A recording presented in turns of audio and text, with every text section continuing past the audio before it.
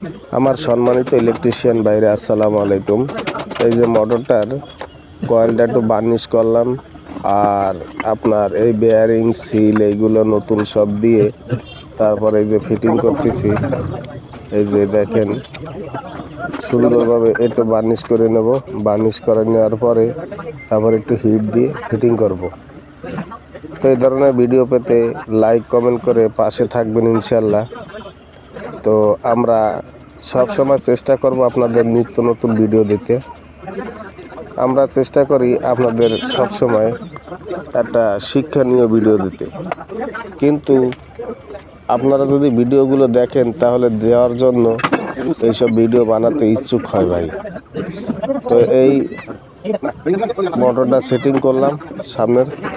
এখন আমরা এই কয়েলটা ঢুকাই দেব।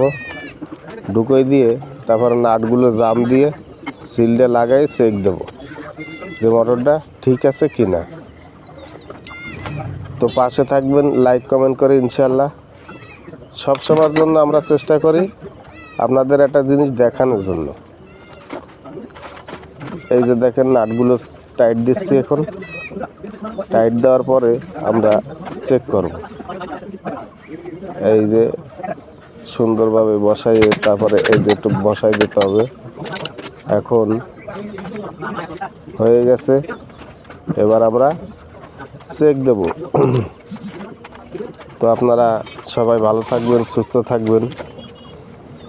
দেখা হবে নিত্য কোনো নতুন কয়েল বাঁধা ভিডিও নিয়ে সামনে হাজির হব। এই যে চলতেছে, ওকে।